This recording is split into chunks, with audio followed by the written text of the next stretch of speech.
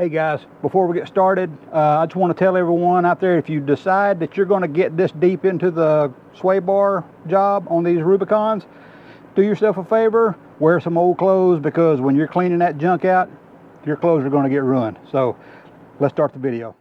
Hey guys, welcome back to the channel. Today we're going to be working on our 2012 Jeep Wrangler. It's a Jeep Wrangler Rubicon Unlimited. These Jeeps have a sway bar disconnect system that is electrically actuated, and they're failure prone. So, and like many of the other issues I've had with the Jeep, this is a common one, and I've got it. So I started looking around online about how to fix it, and I saw a product that I thought, hey, cool, that looks pretty simple, but it was like $100 and something. But I was like, man, that's just a plate, a spring, and a thumb screw, which, I mean, I know there's a little more to it than that. But anyway, so naturally we all, you know, what we all do when we're looking for a bargain, I went to eBay and saw that, of course, there's a copy of it. Unfortunately, that's just the way it goes these days. But there's a copy of it out there for like, I think it was like $43. And I said, well, whatever. So I might try that. So I looked around a little more, and I found one that it looked like someone had returned. So I don't know what's wrong with it, but we're about to find out together, because although I've opened this, I still haven't opened this yet. So we're going to find out together what I bought. So let's see if I got ripped off or if I got something that I can use.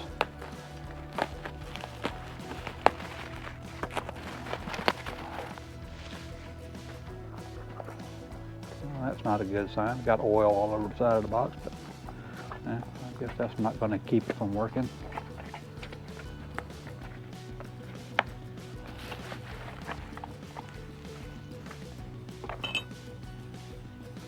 There's the plate. Really doesn't look like it's ever been installed. There's the, I guess, for the lack of a better term, a thumb screw, but it's a lot bigger than what I was expecting it to be. It's all aluminum. Nice machine work. And the spring. And that's it. So anyway, let's see if, I don't even know which way this thing goes into the vehicle, but the threads are a little tight, and maybe that's why it got returned. But that's really not a bad thing, because that keeps it from spinning freely. Of course, I guess the spring pressure on the end is probably going to keep it from spinning freely. So I've never done this before. The kit doesn't really come with any instructions, so let's go see what I've got to do to put this thing on. Okay guys, this is the little electronic control device I was talking about. I can't remember exactly what they call these things, but it doesn't work like so many other ones. So let's see if we can't get this thing unplugged and take this part off. And oh, okay, there it goes. There we are. It's coming loose now. Oh, that side doesn't want to come loose. There we are. So it doesn't look all corroded in there and everything. I mean, looks like it's been kept fairly dry, but it surely doesn't work. Right there, they call it smart bar. I don't know if you guys can see that, but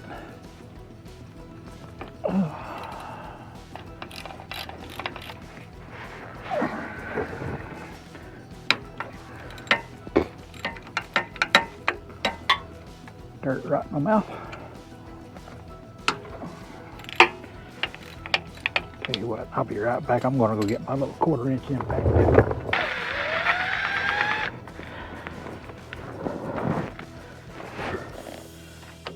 Oh, wow. Well, that's probably why it doesn't work. Well, Yeah, she's soaking wet inside of there. Okay.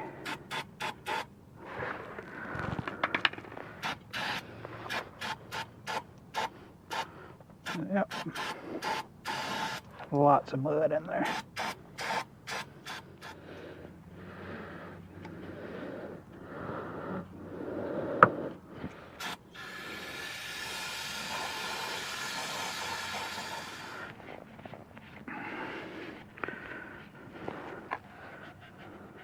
Okay, that's cleaned out ish anyway. So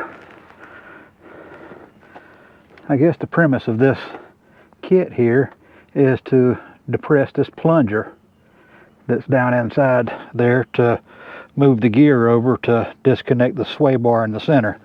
So let me go get the little plate and we're gonna see which way it goes on. Alrighty then, we're back. I'll put that right there. Okay, so looks like it fits just like that. Yep. All the bolt holes line up. I may come back and put a little sealant on this, but for right now I just want to make sure this thing works like it's supposed to.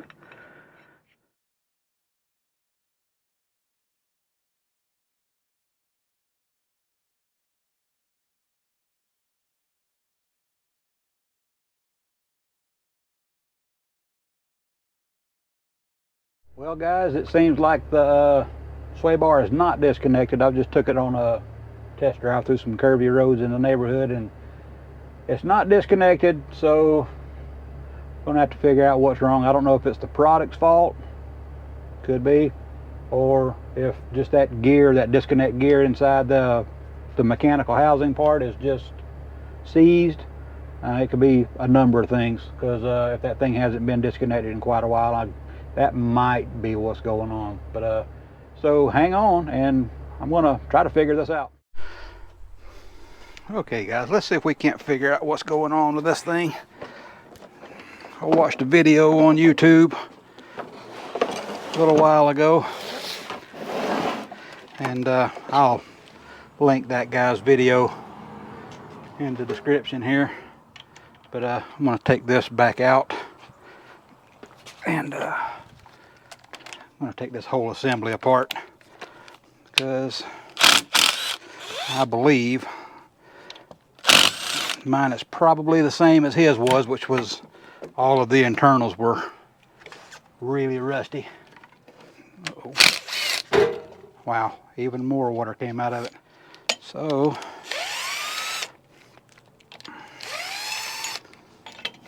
I am gonna just go right on ahead and assume that the other side is full of water also. Alrighty.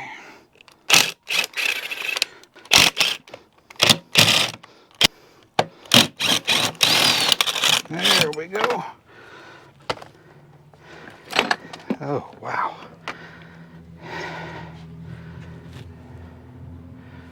Yep, it is pretty rusty and crusty in there.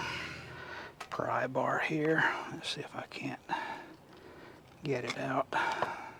Well, maybe I'll just have to take a drift and knock it out.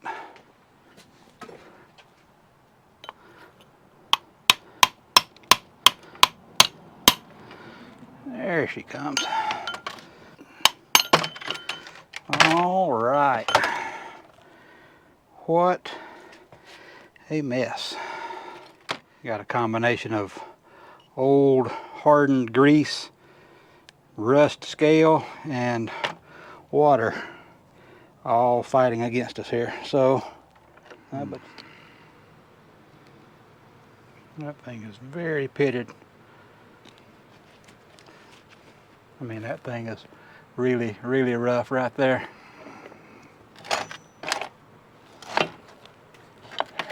Oh boy.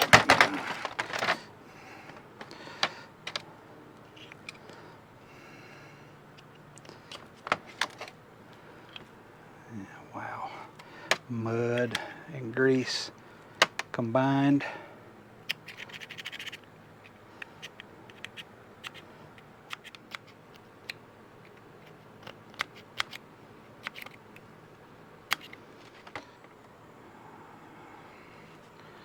Try not to tear this seal up. Come on. Come on, baby. Come on off of there. There we go. All right.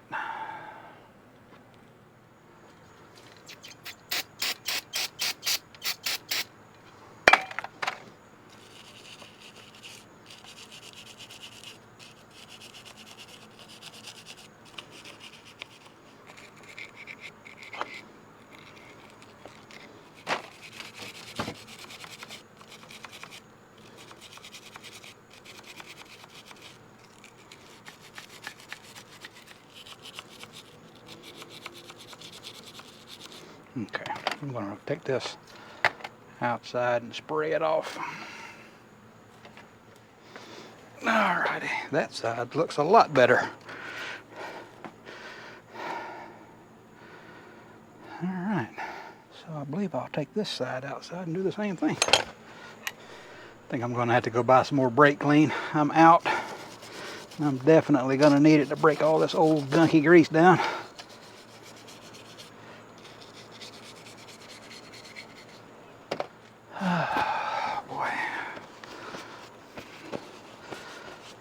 Let me see if I can't find something in the cabinet to clean that off with. Well, we got a little bit of carb cleaner. Let me go see if that'll clean it up. All right, that looks a lot better, but still got some junk down in those splines. So let me see if I can't scrape it out. Oh yeah, that's caked in there pretty tough. That'll definitely keep it from wanting to move, slide easily on the other splines.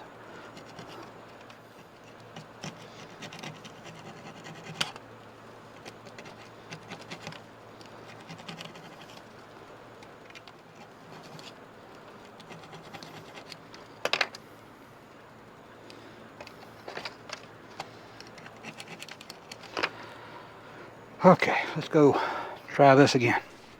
I know that it probably doesn't pick up well on camera, but that does look a whole lot better than it did. So let's just see if it'll play slip and slide with these gears like it's supposed to.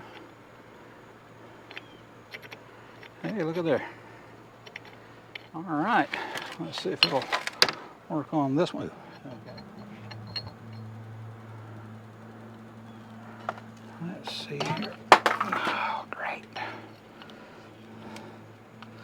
Yep, see, there. See, now that's how that's supposed to work.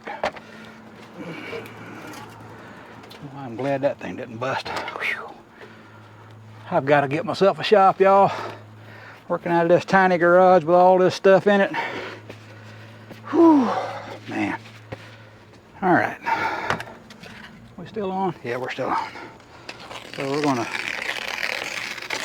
tear us off a piece of sandpaper here. This is just 320. It's not anything super aggressive. If you've got a machined surface like this and you got crud on it or you got rust or whatever, a good thing to do is get yourself a little bit of WD-40, put on it to add a little bit of lubrication, some wet or dry sandpaper, and just polish it right up.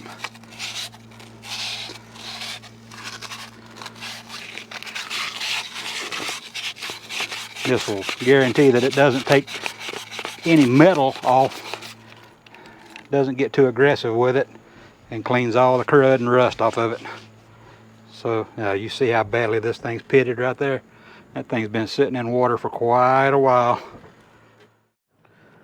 Alright guys, battery died on the camera the other day, but it kind of gave me time to clean up a little bit of my mess here and get ready to reassemble this thing. I was gonna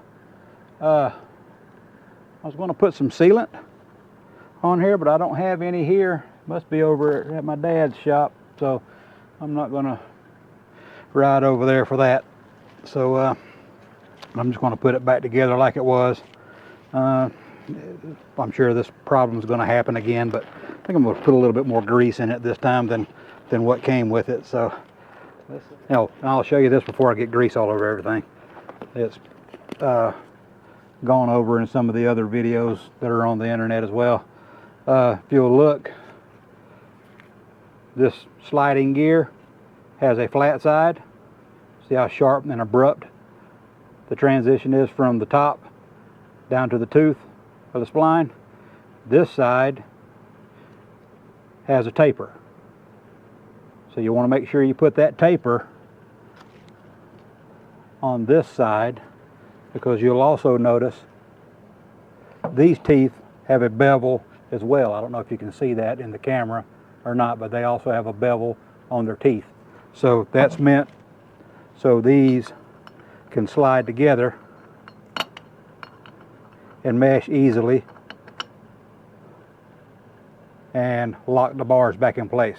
So how this thing works is this shift fork rides in this groove like this, and it sits down in that register right there, or that bore.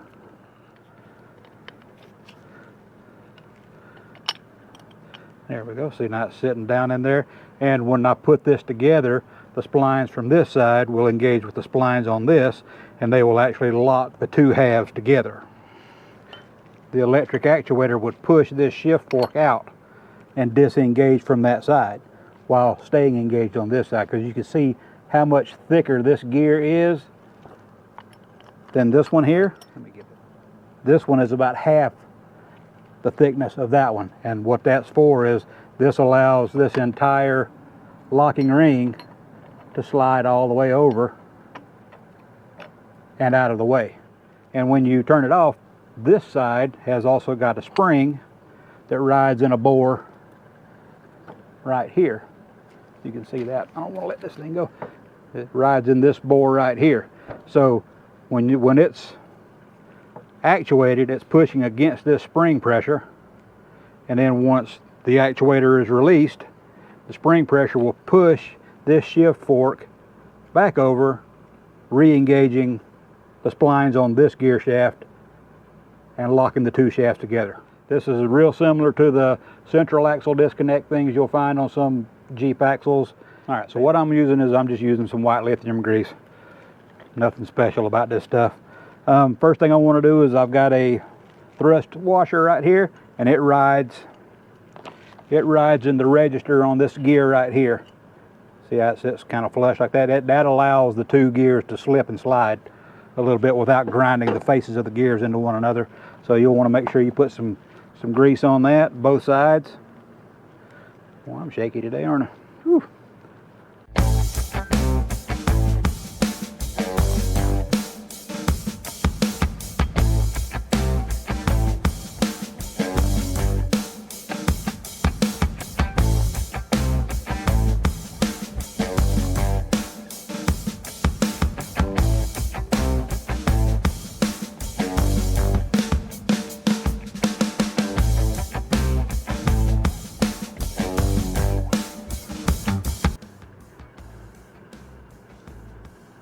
Yep. I think I need to put this on this side first. So, take two. All right.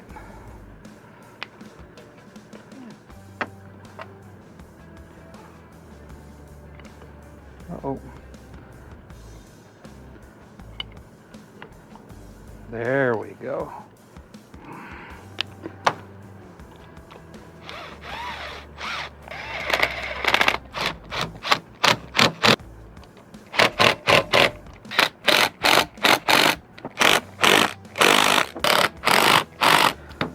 All right, phew. Both arms of the sway bar are in the same orientation. They will not move.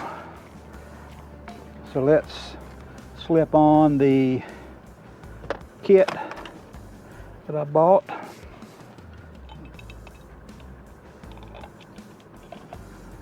Using the original hardware to hold this plate on.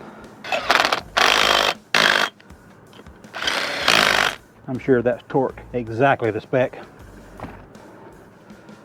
So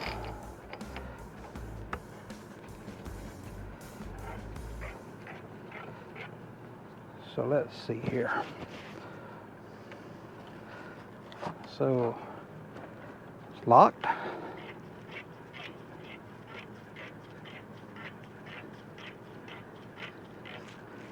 Hey, look at there. Works like it's supposed to. Now, let's see.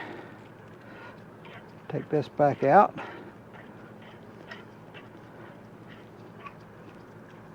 All right, spring pressure is off. So we hear it lock back in place. There it goes. Couldn't hear it, but I felt it. All right, good. So I think we're good to go with that. Taking this thing off is pretty simple. I didn't show that when I took it off because it was starting to rain and I just wanted to get out here and get it took off real quick so I could make the repairs. Oh yeah, this thing is definitely not light. Whew.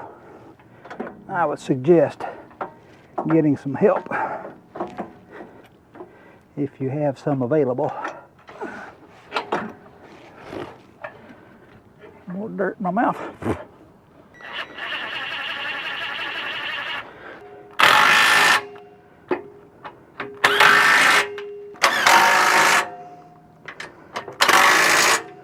Torque to spec.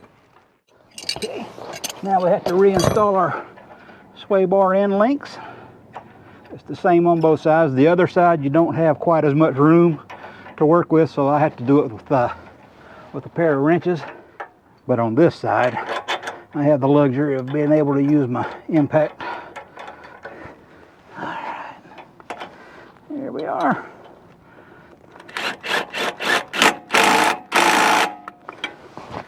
Torque to spec.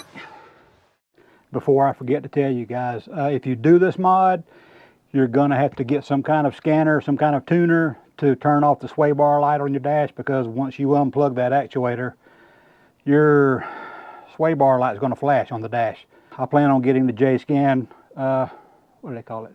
JScan app. I can't remember what they call it, but it's fairly cheap. I think you can get into the whole deal for like around 50 bucks. So that's the route I'm going to go. Just turn that off. I'm probably going to turn my ABS light off too, because that light stays on all the time because I don't have a sensor in the spare tire. So anyway, it'll let you do a lot of things, so I'd recommend you checking it out if you haven't already. That's it.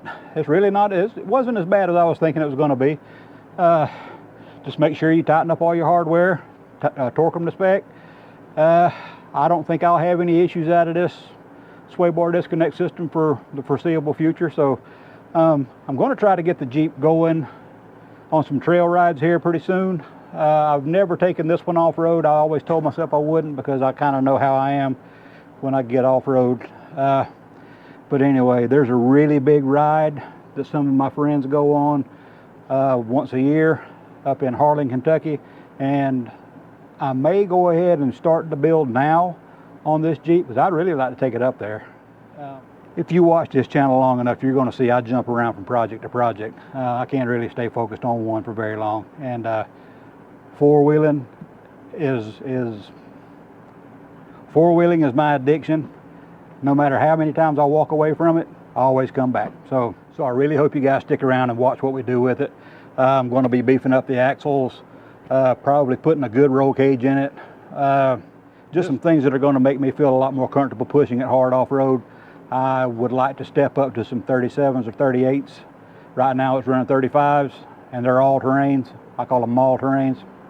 But anyway, I'd like to get something a little more suitable for off-road use. But like I said, I hope you guys stick around for this project. It's going to be a long-term one, so I will get on the F100 before too long. It's just right now my heart is with the Jeep, and that's just the direction my brain's taking me. So stay tuned.